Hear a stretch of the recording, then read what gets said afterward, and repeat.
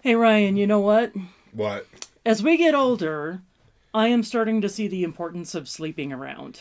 Yeah, and me, you and me both. Yep. I think we should just start sleeping around all the time. Yeah, I think that's a great idea. Yeah, we could be sleeping around on the couch, on the furniture downstairs. Fuck, what is it called? The recliners. The couch. The couch. Our beds. We got like 3 beds here in the house. We could be sleeping around on all of them. I was sleeping around in your car. You sleep around in your car all the time. I sleep around at work, too. See, it's really important with these long-term relationships like ours that we explore different things. Yeah, we're talking about, like, sleep as in napping sleep, right? Yes. Of course we are. Okay. Just want to make sure. Oh, no. I caught you on tape, asshole. You said I could sleep around.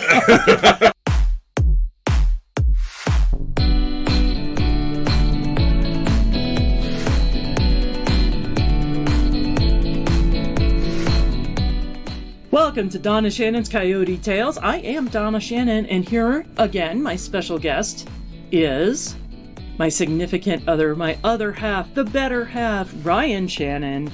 Good afternoon. How are you? I'm good. Oh, you sound so nice. This is how long it's been since we've done a podcast. It's like, no, be a snarky dick. That's what people want. You want snarky dick? I don't think I can be a snarky dick. Oh, yes, you can. Yeah, all right, I can. But not now. I'm in a good mood because I was sleeping around. Yeah, you were.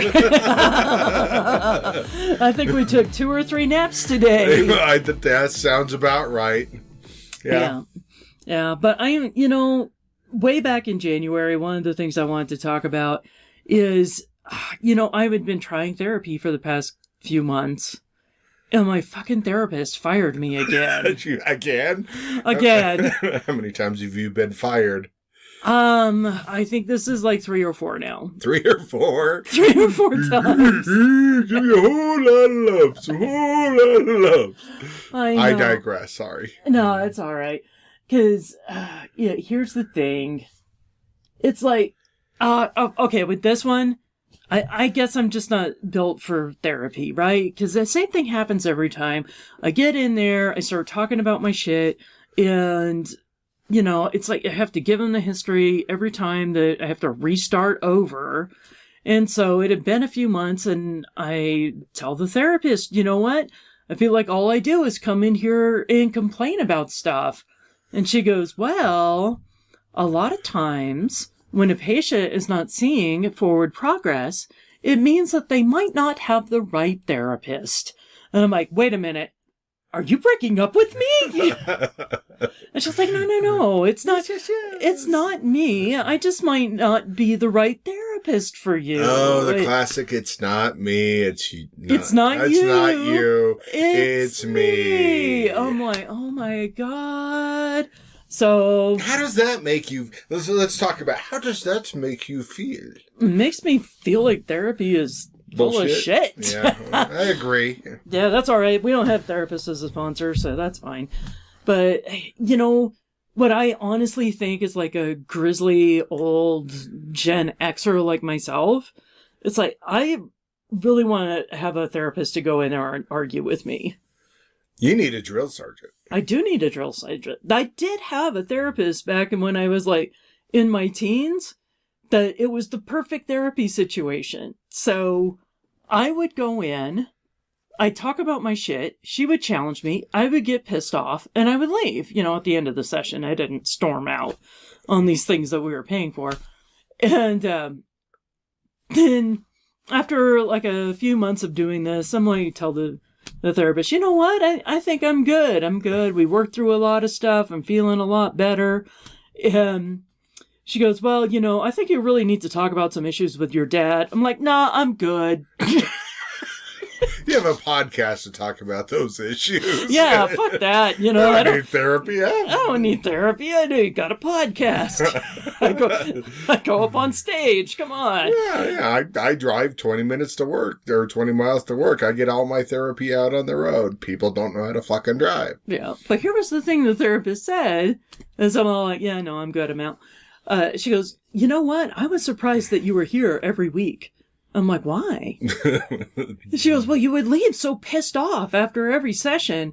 And then the next week, I was always surprised. I'd go out, and there you were, sitting in the lobby, waiting for me. I'm like, well, I thought about what you said and saw that you were right, so I came back. So I just really need a therapist who's going to fight with me. So what happened to that therapist? I don't know. I was 16. So. oh, it was 40-some years ago. Yeah. 30-some years ago. And this, okay, well, yeah, that was a long time. And it seems like therapists today are all bubbly and happy and, oh, you need this and you need this and, oh, I need to throw up. I just don't get it. I really do need that drill sergeant therapist. You do. You said your mommy and daddy left you alone after school so they could go to work, huh? Well, how does that make you feel? I'm like, well, it makes me feel kind of shitty. Oh, really? Well, let's talk about that. Well, we had G.I. Joe to help us. That's exactly right. I mean, I grew up with G.I. Joe. I was, total latchkey kid from like 1st or 2nd grade on. My older sister was just hanging out with her friends, so she wasn't around. Yeah. So it was like literally, I learned to not open the door for strangers because G.I. Joe told me not to. Yeah, this don't do it. Now you know. And knowing is half the battle. Yo, Joe! Yo, Joe! Yeah, I mean, the shit we watched growing up was not bad stuff. It made sense, and it told you what to do and what not to do. Except for the one from Captain Planet. Well, I just found out about this one. Yeah, so there's actually a PSA, public service announcement from Captain Planet, where he encourages you to limit the children you have to ideally only one, but definitely no more than 2, because population growth is a problem and it puts a strain on natural resources. So like Idiocracy. Very much so. The movie. Yes. Great movie. If you haven't seen it, go out and watch it immediately. Yep. But kind of getting back into the therapy thing. So I did consider going back to Kaiser. We have Kaiser. I hate the fucking Kaiser's therapist. Drugs or... No, I don't have a problem with my psychiatrist. Because yes, I do have issues that require real medication. Not like I'm feeling a little blue. It's like, oh no, I feel a little murdery today, so I think it's time to go take my Seroquel, okay? Yeah, help. Yeah, he's seen it. It's not a joke. Help me. Well, you're rarely on the list. I'm rarely on the list. Okay. How does that make me feel if I'm rarely on the list? Well, it's better than always on the list. Holy shit. So, when was I on your list? Oh, I don't know. This is not a therapy session. Yeah, okay. You got me nervous here, Donna. Think I'll go nap in my recliner downstairs. Right. Well, here's the thing that I hate about the Kaiser therapy. Is every time you go in, you have to fill out this really dumbass survey. It's like, how many times in the past 2 weeks have you felt anxiety? How many times 14. in the past 2 weeks did you feel depressed? And it's like, every time I fill this thing out, I feel like Hannibal Lecter with Starling's quiz going, are you hoping to dissect me with your blunt little tool, Agent Starling? Which is not the right mindset to have when you're going into therapy. You really don't want to put on your Hannibal Lecter, persona. No, you don't. No. Fava beans sound good, though. So, I've had therapists in the past, and I don't think they worked for me at the time. Of course, I haven't been on the clock tower picking people off either. Yeah. Yeah, well, see, I don't have a list. Yeah. I get my stuff out, and you pretty much know when I'm angry or when I'm not angry. Yeah, when you finally blow. When I finally blow. Mm-hmm. Sorry. It's alright. It's, the way it is, so... Takes a while to get me there. Right. But, anyways, that's kind of like my whole take on therapy. And I had actually tried like some of the therapy apps, and I liked it for a while, and then I would like get up to a point where it was dealing with the real shit, and it felt like I wasn't being seen or heard. So that's always bad. But the last meeting with that therapist, the one that was like, this is bullshit, was some bullshit. It was some bullshit. So I was a little bit stressed going into the therapy session because I had a presentation to do that afternoon, which of course, as a procrastinator, I didn't have all the slides prepped. So I was trying to like slam it down in last minute like I do. And so I was just like, a little, hey, let's get through the session. We don't have to do the full hour. We're good with the 45 minutes because I need the 15 to finish this thing. And she goes, so, how much anxiety do you get from having to perform? I'm like, what? Yeah, don't you have anxiety? I go, I don't have anxiety at all. I'm just like procrastinating. I need to do the job and I'm lazy about it. Exactly. I was busy with other shit.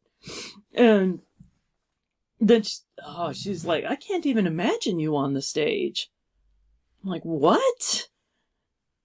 Oh, she goes, no, wait. Don't you do like, improv or something on the side? I'm like, no, I don't do improv.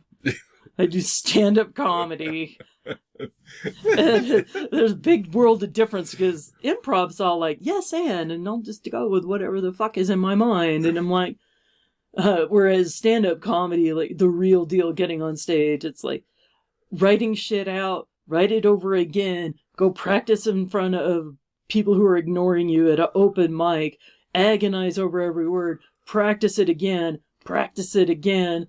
then you'll hopefully get it on stage and do it right and catch the lightning in the bottle and it says somebody's recording. That's stand-up comedy. And you add and subtract and you do it over and over and you tell your husband who doesn't think it's funny. Yes. Yeah. It's definitely a very different world than improv. And it's like, well, oh yeah, that's right. You said you do comedy. You're an amateur comic. I go, hey, I've been paid. Oh, you're a professional comic. Ooh. It's like kind of how you would tell the lunatic who's their pet and their so-called cat, but it's actually like a dead raccoon. Oh, that's a lovely cat. I've petted a cat before. I was on acid when I petted my coat, and it was a cat. And friends I was with were cracking up. I'm sitting there watching Pink Floyd The Wall, and I'm sitting there and say, hey, Brian, I really like your cat. And they're like, we don't have a cat. I'm like, he's right here in my lap. And then he goes, Ryan, that's your coat. And I'm like, well, it's a cat now. No. Well, there you go. I did not know that. I never knew you did acid. Yeah, once. And watched Pink Floyd The Wall and punched a guy. But he asked me to be punched. What? It's just what he was like, I want someone to hit me. Please hit me. I'm like, no, I'm not going to hit you. I'm not going to hit you. And then I said, fine, I'll hit you. And I hit him and I knocked him out with one punch. And, he thanked me for it afterwards. Oh, man. You had weird acid trips. Trip. Just one. Brian locked himself in the bathroom because we thought we were werewolves. Oh, no. Man, you guys got some weird acid. Yeah, I was not. And that's the one and only time I've done it, and it will not do it ever again. Yeah, I did it a few times. Not my biggest jam. No. Anyways. So, we're going to take a little break, and then we're going to come back, and we have got some more movie reviews for you. A movie and an old music video. Cool. Be right back.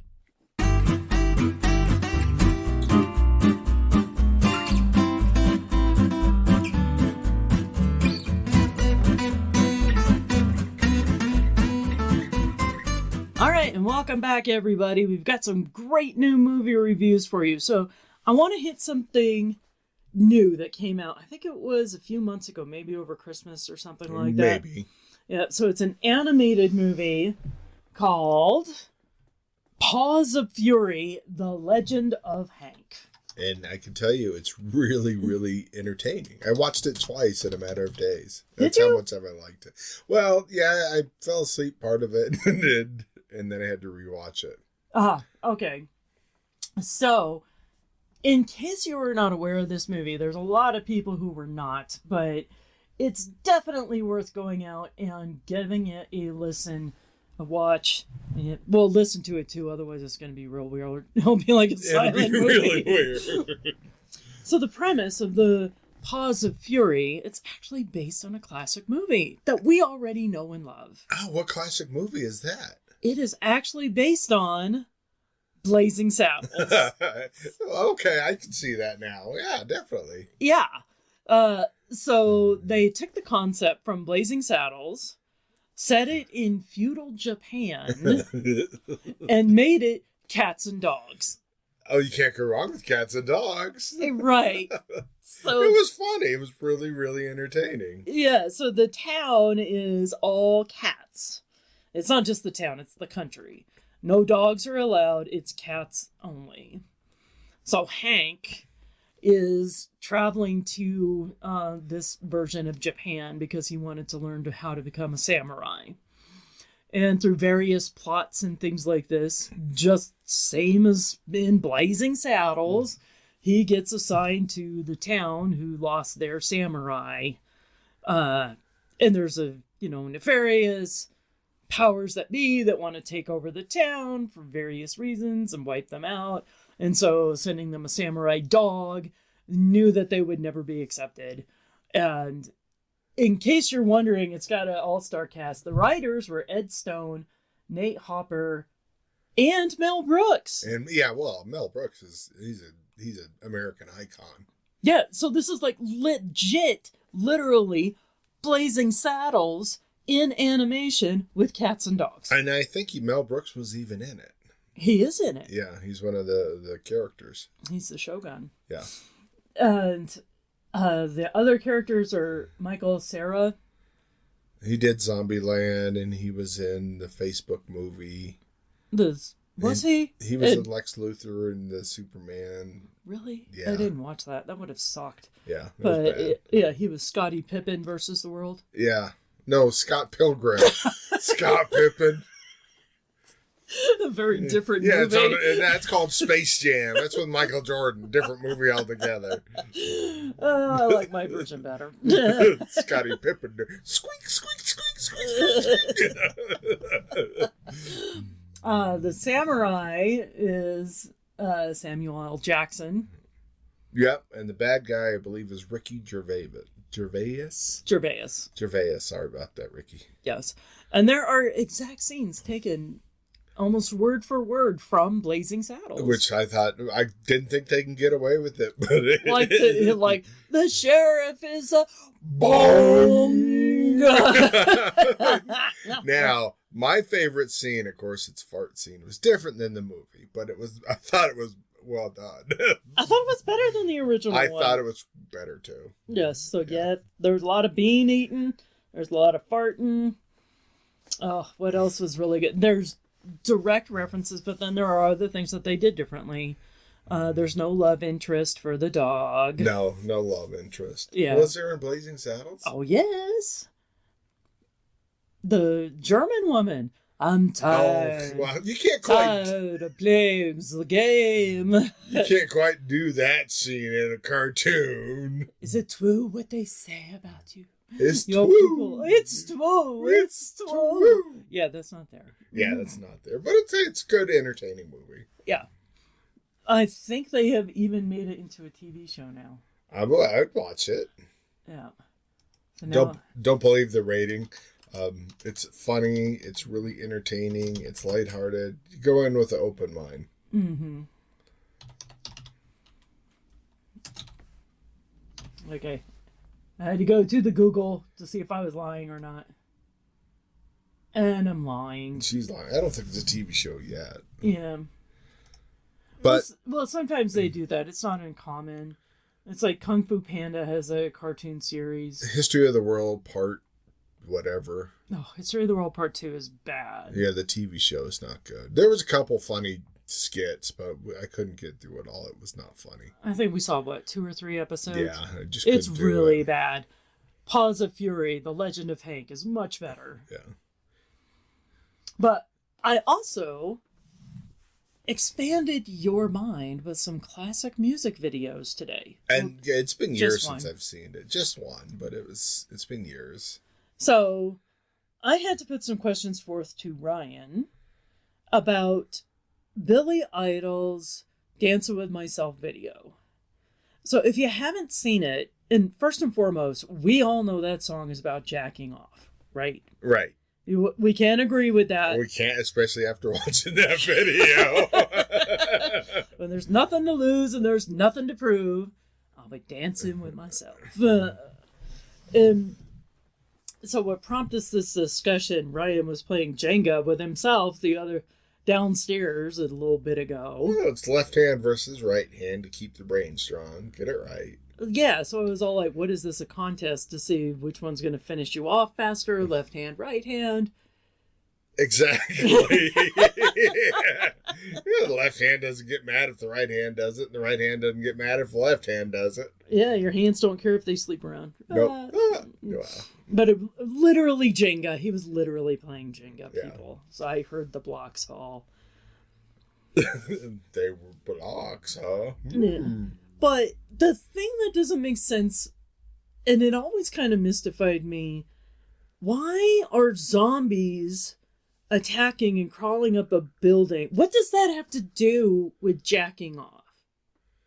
Well, maybe protein is the cure for a zombie infection? I don't know. But also, as he's like going up the elevator in the building, you see all these weird scenes in the building itself. So there's like the parent-style couple, and the dad is grabbing a big old sledgehammer, getting ready to pound her in the head. There's a decrepit body skeleton guy laughing with this very creepy doll. Thing. Yeah, that was very creepy. Then there's a woman silhouette chained up in a shower while the guy is like sharpening a straight razor. And see, I missed that. I thought, well, if there's this girl in his shower chained up, he doesn't need to be dancing with himself. Oh no, that ain't for him. This is other guy's gonna kill it. Yeah, I know that now. Yeah. And so you get, yeah, he's up on top of the roof and he's doing his like dancing and singing thing, and the zombies are crawling up the side of the way. And then it gets to the break, the music break in the middle, and he grabs the two electrical things, and it's like, pow! And the zombies get thrown off the roof. That's one powerful explosion. Yeah. You're dancing with yourself and you're knocking people off the roof with this powerful thing. What does that say? Yeah, and I'm not talking about like one. It was Several. there was like a whole pack of them. But then, They climb up the roof to the building again. so apparently they start dancing, if I remember right. They do. So At that protein's point- the power. They were all tamed. Tame zombies. Tame dancing zombies dancing with myself. Uh-oh. Oh. Yeah. Uh-oh. So a song I like was called Turning Japanese by the Vapors. Yep. Also, famous song about jacking off. Well, I understand it's not jacking off. What? Someone said, this is a rumor, that he was so much in love, that he was so deeply in love with this woman, he wasn't jacking off. He was just so in love that he squinted to see her more in his life. Maybe he needed to buy glasses. Maybe. Yeah. That's too much jacking off. You have to buy glasses. Yeah. Yeah, you thought hairy palms was going to be the consequence. Apparently. No, they do tell guys they'll go blind, won't they? Yeah, they do. If you masturbate too much, you'll go blind. It's my penis. I'll wash it as fast as I want to. Yeah, there you go. Yeah. So, on a side note, we did see a creepy movie. Mm-hmm. We saw Black Phone. That was a very good movie. It was good. It was creepy. It was dark. It was totally creative. So that one's worth a watch. That one's a newer movie too. That one's newer. And what else did we see? Smile. Smile is basically the same premise as It Follows. Yeah, but Whereas It Follows is a metaphor for sexually transmitted diseases. Smile is all about trauma. Right. And how we can pass on trauma to other people and things like that. So it was worth a watch. I mean, you saw it coming. You may need therapy at the end. You might need therapy at the end. Deal with your trauma so you don't pass it on to other people. Yeah. It did have some good points. It had some nice gory deaths, but mostly it was just because I found it predictable. Yeah, it was very predictable. Yeah. Because you could see it coming. You could see it coming a mile away. Yeah, especially if you saw It Follows. Yeah. A little bit more action-oriented, a little bit less preachy than It Follows. Yeah. But the thing about It Follows is that nobody else can see it coming for you. There's that. Well, that's the same in both movies. But it's like you would turn a corner and there it fucking is. It's all like, oh, because it never stops. It just keeps walking. Mm-hmm. Yeah. So It Follows was a good movie. Yeah. So. All right. Okay. So, we'll take another break. And then if we want to come back, we will. We will. Mm-hmm.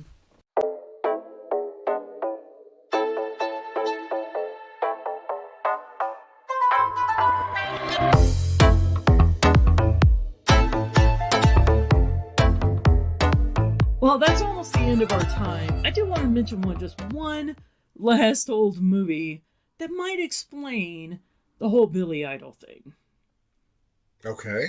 So, I have no idea what this movie name is, but when I was a kid, when I was like 12, 13, junior high age or whatever, you know, our family, early 80s, okay? So we were one of the few families on the block that actually had HBO and all the cable channels. So spring break, summer vacation, stuff like this, I would set my alarm to get up in the middle of the night to go downstairs and watch the soft porn on HBO. Yeah, that's how you could get it back then. Exactly. You know, that's what you do. And there was this movie that I saw several times. Can't remember the name of it, but the whole premise was that, you know, Earth is going through an energy crisis. And the scientists are experimenting, and they figured out how to generate electricity through sex. Well, it is friction-based. Friction, just like, you know, body chemistry, electricity, and all the rest of this thing, right? Right. So they had their experimental couple that they would have, you know, do sex all the time and stuff like that. And they ended up falling in love. This was way back in the day when, like, pornos actually had plots. Okay, yeah. And so they were supposed to be broken up because they were supposed to only be together for sex. For power. Yeah, for the experiment or whatever. And I just remember this one line of, like, they're having sex and all the lights go on down the block, like all the street lights get lit up in sequence. Supercharged. And one of the scientists was like, he's got a really hot rod.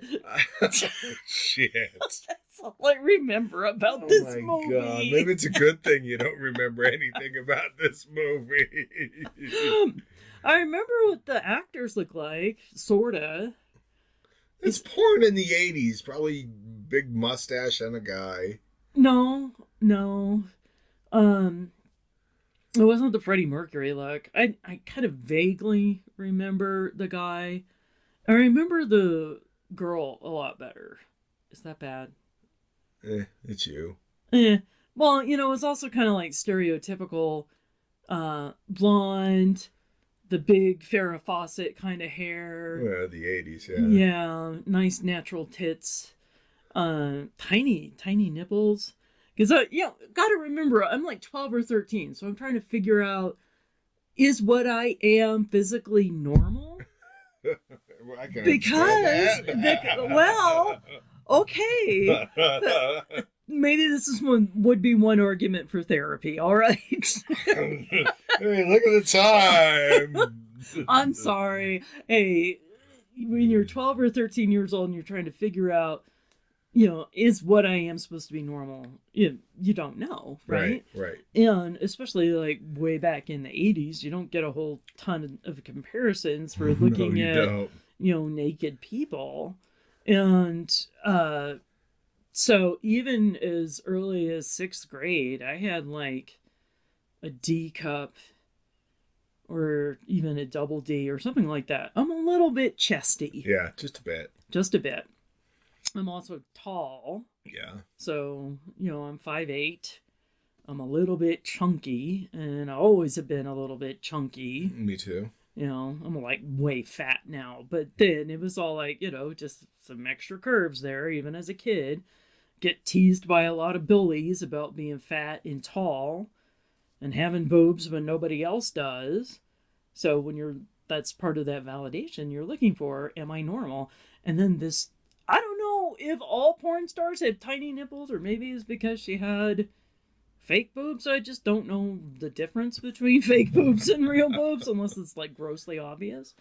And, I got big nipples, man. It was all like, this can't be normal. I got nothing. I got nothing. I'm sorry. What, don't you think so? What? That I've got big nipples. You've got big nipples. Yeah, it's weird. You don't see that like in porn. Today's porn you do. More today than you did in the 80s. Oh my god, we're back to OnlyFans again.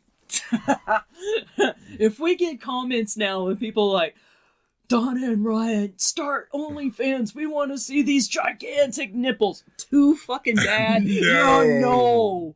You're not going to ever see it. No. Never. No.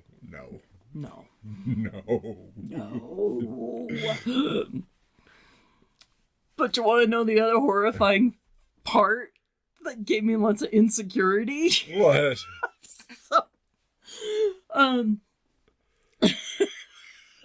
So dumb. Okay, so there was also a joke going around when we were like in junior high and high school. So how can you tell Dolly Parton's kids in a crowd? I don't know. Yeah, they're the ones who have stretch marks on their mouths. Oh, God, I've never heard that. You've never heard that joke before? So stupid. So, I had my firstborn when I was 18, and I never felt comfortable with breastfeeding because I was afraid my kids were gonna get stretch marks on their mouths. Oh, shit. Oh, God. Yeah.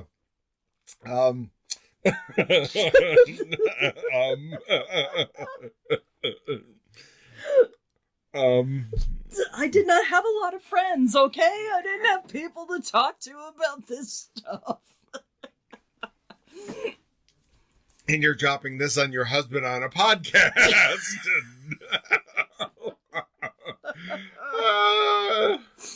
Talking about porno and inferiority complex. Inferiority. Yeah, penis size. That's nothing to do with anything. Yeah. I'm sure. Yeah. I get it. I mean, it's not reality. It's not real world stuff.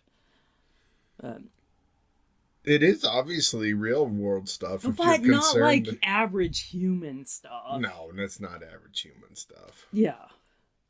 You're not going to just be walking down the street and, whoa, look at the hog on that guy. Yeah. Yeah. It's not. Which one is it on Jackass? POTUS? Chris Pontius. Pontius, yeah. Notice there's that many dudes on Jackass and only one has got porno-sized dick. That's true. And even then, it's only like 8 inches. Yeah. Well, you have Wee Man, so, I mean, I have to feel some comfort for that. Yeah. It's not like somebody's walking around with a baby arm in their trousers. True.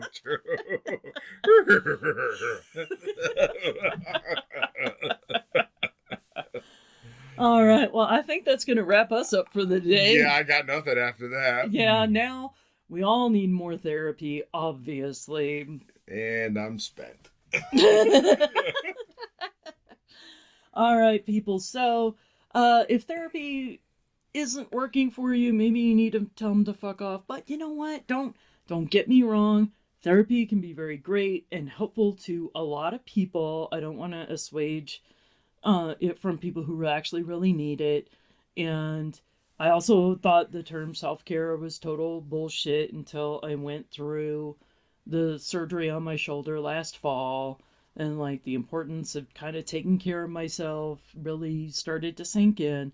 So if you need meds, take your meds. If you need a therapist, go to your therapist, or get a friend that you can talk about your weird body anomalies so that it gets out there in the somewhere in the world instead of sitting in your head for 40 years going, am I weird?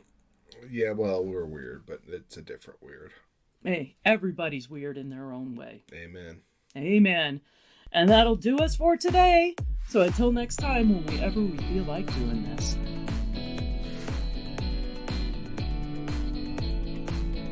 Donna Shannon's Coyote Tales is a production of Coyote Visions Productions and is hosted by Donna Shannon. Ugh, nothing redundant about that. Theme music is Coyote Strut by James Ney. All other music is ethically sourced and licensed from sounddogs.com and epidemicsound.com. And we paid for it, I swear. We can provide receipts if necessary. All the stories you've heard are true. Only the names, events, and facts have been changed for our own amusement. In the immortal words of Obi-Wan, so what I told you was true from a certain point of view. Find all of Donna Shannon's website and social media links at Linktree. That's linktr.ee/Donna Shannon. Follow us and find out all about upcoming shows and live performances. Now go out there, enjoy life, and grab some tales of your own.